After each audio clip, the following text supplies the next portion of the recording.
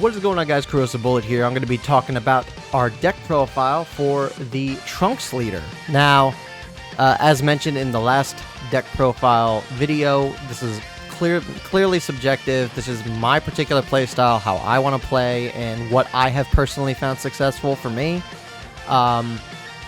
And you can probably make many adjustments to this deck profile to kind of fit it to your own, but if you guys are looking for like a basic template or something to kind of give you an idea on how to run this deck, this is not the worst way to go about it, in my opinion. So, if you guys want to see more deck profile videos, let me know, subscribe, like, all that stuff, and we'll get into this. So, let us talk about Trunks. So, in terms of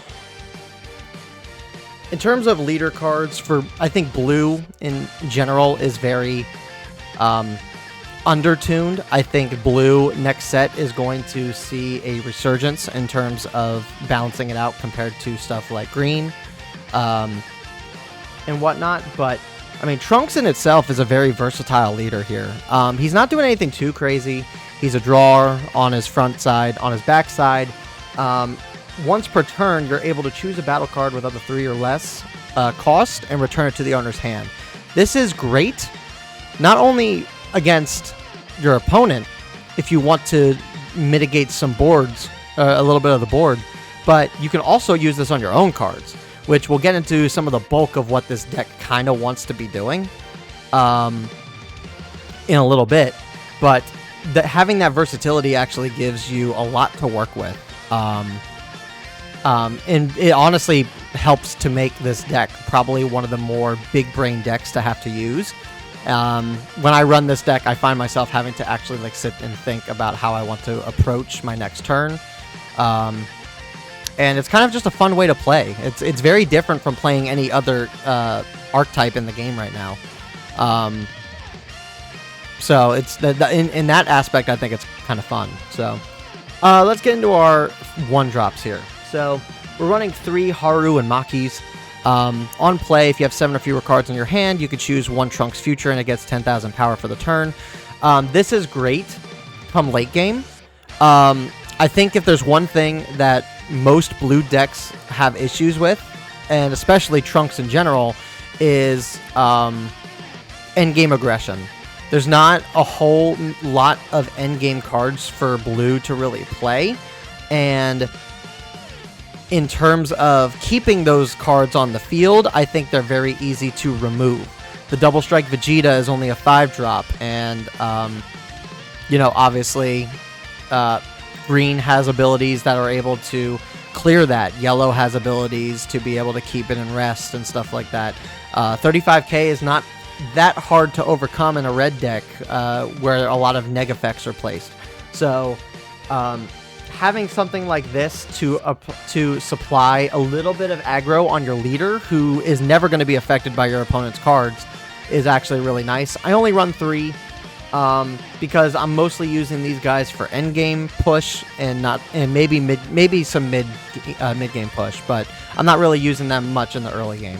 They are 10k power, 10k combo power though, which is really good. So you can make the argument of running these guys at 4, but I run them at 3, just because I'm not using them all the time. Then we're going to have obviously the Mai, the Pan, and the Pilaf engine. Now, Mai is critical because she is your best self-awakener in the game. On play, you can add up to 2 cards from your life to your hand. You could, in theory, this is a deck, Trunks is a leader that you want to awaken as soon as possible, because you want to have that ability to be able to not only use his effect to gain the draw ability from Mai, but to also help clear board early on, so that way you can keep the momentum and the tempo. This Mai, again, really great. You can add up to 2 cards from your life to your hand, and then once per turn, if you have 7 or fewer cards, when an opponent's battle card is returned to their hand by one of your skills, you draw 1 card. This deck runs a good chunk of cards that allow you to get use of that effect. And if you have multiples of these Mais in play, then you are able to make multiple draws from that ability. it's cumulative, which is kind of nice. Then obviously we got Pan, draw 2 cards, then discard 2 cards from your hand. 10k combo power is also really good. This is a deck that really benefits from having high combo power, so having 10ks across the board does help a lot. And her ability is good in the sense that it allows you to cycle stuff out that is not beneficial in your hand. Like the 4-drop Gotenks. If you have a lot of Trunks and Gotens in your hand that you know you're not going to necessarily be playing later on, you could cycle them into your deck and hopefully set yourself up for Gotenks later on. And we'll get into the way I play Gotenks in this deck later on. But having that ability to cycle some of your higher end cards or some character specific cards into your drop is very beneficial. And then you got Pilaf, who's also a 10k combo power card. On play, if you have 7 or fewer cards, you can add 1 card with a cost of 1 or less, and Earthling and its special traits from your drop to your hand. This Pilaf and Mai are probably... Pan's more secondary, but Pilaf and Mai are essential for this deck. Being able to play Pilaf to get a Mai back from the drop to help yourself self-awaken can be really beneficial. Being able to utilize Trunks' ability to bring Mai or Pilaf or Pan back to hand, so that way they don't get negged by like a red deck, or they don't get rested by yellow, or destroyed by green, is very beneficial. Bring it back to hand, you're reserving yourself some combo power. And then Pilaf is able to search for himself, so obviously if you can cycle in your Pilafs from the drop as well, to bring that back to hand, play a Pilaf, bring Pilaf back, bring Pan back. It all works within itself, and that's what really makes, in my opinion, the blue deck really fun and have potential to actually be pretty crazy come next set, depending on the support that we get. So next we got the 2-drop Trunks Future. I only run this guy at 3. He's 30k combo for 2 costs, which is really good. He's 10k combo. But when he attacks, he gets placed at the bottom of your deck. So this guy is mostly used for combo power, but on the off chance that I want to play a little bit aggressive, I can play this guy, swing for 30k, more times than none. Unawakened, your opponent's not going to really want to combo out of that, so they'll usually take the hit, and then you can use Trunks to bring him back to your hand so he doesn't get placed at the bottom of the deck. That's really all this guy is used for. He is meant to be to put a little more aggro and pressure on your opponent for a relatively cheap cost, and using Trunks' ability to bring him back to hand just reserves the combo power, so which is really good. We run 4 of the Sun Goten. He's a Self-Awakener. On the off chance that we don't pull Mize, which does happen on occasion, he helps us self-awaken. Then if you have 7 or fewer cards, you choose up to one of your opponent's battle cards with a cost of 2 or less and return it to the owner's hand. Again, that also procs with Mai's ability, helps to get that draw power from her early on in the game, which really helps. But he's, again, 10k combo power, which is mainly what we're kind of using him for, alongside the Self-Awakening. 15k power isn't all that great, but again, we have 4 of these guys for the Trunks specifically, for the Gotenks specifically. Excuse me. Then we have 2 of the Trunks used. We only have 2 because, again, we didn't buy 2 starter decks, so we're missing out on some extra copies of starter deck stuff. If I had the option, I would probably run this guy at 2, or at 3 or 4, but again, it's just a matter of getting the extra starter deck. If you have 7 cards or less in hand, he gets 10,000 power, and then he is also a Self-Awakener. So, again, just on the off chance we don't have the Mize to help us self-awaken, this Trunks kind of helps us do that. Plus, if at 7 or fewer cards, he's at 10,000 power, so he's 25,000 power, which is pretty good. So, currently, because of the lack of some of the other cards that come from the starter deck, I'm running this Future Trunks at 4. You probably don't want to necessarily run him at 4. He's not doing anything too crazy. I would maybe, if I had some other cards, I would probably run him at maybe 3 at most, 2 at least. He's good. He's 3 cost, 20k power, which isn't all that crazy. He's only 5k combo, but his ability is really strong. You add up to 1 card from your life to your hand, so again, another Self-Awakener if you need it. Then choose up to one of your battle cards choose up to 1 battle card with a cost of 5 or less and return it to the owner's hand. Again, works really well if you need to bring something on your board back, which you more than likely are not, but it helps to have. Plus, he can bounce like double strikes and stuff from your opponent's board to back to hand, forcing them to have to replay it. It's a really good card. Coupled with one of the boss monsters in this deck, he can be very useful, but I would probably only ever really run this guy maybe 2 or 3. Again, I just lack the cards to run the deck that I want to run, so unfortunately, I'm running this guy at 4 of. But I would easily not argue that you could make this argument that you don't need as many. This is another one that I would probably run this at 3 or 4 of, just because, again, added pressure. Gohan, 3 costs, 20,000 power. If you have 7 or fewer cards in your hand, this card gets 15,000 power, making him a 35,000 beat stick. Again, really good card to play that allows you to apply pressure onto your opponent when you need to. And similar to the 2-drop Trunks that runs at 30k, he doesn't have a whole lot of combo power, and he's weaker defensively because he goes back to 20,000 on your turn, on your opponent's turn. So he's another option for your leader to pop, bring him back to hand if you want to preserve combo power.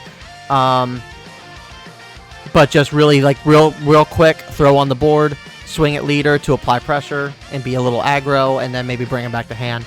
Not the worst option. Not the worst option. Then we run 2 of the 4-drop 30k Vegetas that are critical. Again, this is just a means to apply more pressure late game. This game really benefits from heavy draws early on into the mid game, and then towards the end game, you want to really find means to be able to apply more pressure to your opponent. Because I would, like I said, I would make the argument that blue lacks a lot of end game pressure and a lot of end game boss monsters. And while there are some here, it's not like they're not. Usually they're going to be the primary focus in terms of board clear, and they're relatively easy to remove, especially against green. There's a lot. All the other archetypes are able to affect blue in a way that kind of hinders blue, and until we get more support for blue to kind of make them stand out, endgame is like the hardest bit for blue to capitalize on, in my opinion. So having 2 of these guys helps with that in that regard. Then we run 3 of the Gotenks. We run 3 because we run 3 just on the off chance. We want to see this guy often enough, right? Whether we can use 1 for charge, and then we maybe play 1, and then we maybe like use 1 for combo power, however we want to do it. We're mainly using him for his main ability. If you have 7 or fewer cards in your hand, add 1 Goten and 1 Trunks, both with a cost of 2 or less from your drop to your hand. This is a way to cycle out combo power from your drop. This is a means for you to get back those Trunks and Gotens that you're probably using for combo power or board play earlier on in the match. And a means to be able to kind of sustain that combo power in hand. But this guy is also coupled with another ability for our boss monster at the end. So let's keep going. Only 2 of the double strike Vegetas. I feel like when it comes to double strike options, I feel like you're not really utilizing these guys too much unless you're trying to go for game. This Vegeta, I think, is probably one of the better double strikes, in my personal opinion, just because he's able to bounce a 4 cost or less back to your opponent's bottom of your opponent's deck. I think removing cards from the board is better than resting, because obviously if you build up your board, I mean, you guys know how the game plays. But it's also the fact too that like 4 costs is the majority of the game. So you can pretty much bounce back a lot of the stuff back to the bottom hand, something that's annoying that might hinder your play a little bit. But again, he's only 35,000. Red is able to counter this pretty good in terms of its negging abilities. Yellow can put this guy in rest. Again, like I feel like he's the only card you want to play if you want to finish off the game, not necessarily something you want to play before then. So only running 2 of these guys, I think, is all right. Then we got the 6-drop Goku Blacks. I'm running 2 of these. The reason I run 2 of these is because this is our end game, outside of the double strike. You're able to bring a 4 cost or less from your drop back to your hand, which is really good. And then if you have 7 cards or less, you can play a 4 cost or less from your hand for free. If you couple the Goku Black ability here with the Gotenks to then draw more combo power from the Trunks and Goten in the drop, not only are you applying pressure with 25,000 and a 40k beat stick, but again, you're building your hand back up with 10k combos. You're basically getting a super combo back by doing that combination. Or you could go 6-drop into a 30k crit. You could do a 6-drop into the 35k Gohan. You can do, if you need to do some board clear, you can go Goku Black into future Trunks to get something off board. There's a lot of versatility in this Goku Black, and it's one of the reasons why I run it at 2. I want to see him more often than not, and only running him at 1, you're rarely ever going to see him. But having 2 on the off, like basically you're using him to kind of apply more pressure to your opponent. And so I would not suggest running probably more than 2 because it's a little hard. It's a little hard to have those 0 combo cost cards in your hand and not being able to play them as often as you want. It's not the Goku Black deck. So unfortunately, like, it's running 2, I think, is like the sweet spot for the Trunks deck personally. It's a good card. It's just, it's one of those things where it's helping you to apply pressure, and you probably want to save the double strike for ending the match. Obviously, you can run the Videls or the Yajirobis for your super combos. Again, there's no means of searching. There's no means of anything else. I just think the majority of this deck is Earthlings, so I'm just going to run Yajirobe. Then the extra cards. So we're only running 2 of the Final Hope Slash, and the only reason we're running 2 is because Pilaf is able to bring this back from the drop. You can use Pilaf to bring Final Hopes back to hand, and so because of that cycling power, there's no reason, I think, to run more than 2 or 3 at most, because you don't want to see this card too often. But it does come in clutch when you need it, and especially if you can cycle it in and out of your drop, there's no reason to have more than 2 or 3. Final Flash, very situational. Not very often that I'm probably using this card. 7 or fewer cards, obviously, it goes from a 2 cost to a 1 cost, and then discarding 1 card, choose up to your bonus battle card with a cost of 5 or less and turn to the bottom of the deck. Basically, it's a stronger version of the Double Strike Vegeta for a much cheaper cost. It helps you to cycle out your hand with stuff you don't need. Maybe you have a Goten in discard and you need a Trunks, and you have a Trunks in hand that you need to put in the discard to play Gotenks for the Goku Black strat next turn. You could maybe use this to put that in there and then remove a 5 cost or less off the board. It's a really strong card. It clears away most of the game and removes any issues you might encounter with that. But I run that at 3. I'm not using it all the time, but it is an option. And then Sinister Sickle. Sinister Sickle. I'm only running this at 2 because if I'm against green, I'm not playing this card. This card gets no play against green. It's mainly against yellow, red, and other blue decks that I'm using this. And it really is just dependent on when I pull it. If I can pull it early enough and the board's being built up by red and yellow, then maybe I will spend my turn 3 to help clear a little bit of the board. It's just an extra means of helping to clear board if I can't apply enough pressure to board to clear it. But running 2, I think, is fine. It's a really strong card, and it helps a lot in the early to mid game. But I'm not seeing any play with this on green, and because green is as abundant as it is in the client, there's no reason for me to run more than 2 of this. So again, so that's the deck list. Again, you can make some arguments to change this out. You can maybe make the argument that maybe instead of this many pans, maybe you run some of the 1-drop draw Trunkses. which you can probably make that argument. Again, you could probably lessen this trunks, the 3 cost trunks down to maybe 2 or 3. Again, I just lack some of the starter deck stuff to run more of the starter deck stuff in this deck. But this has worked relatively well for me so far. I maybe win about 60% of the time with this deck.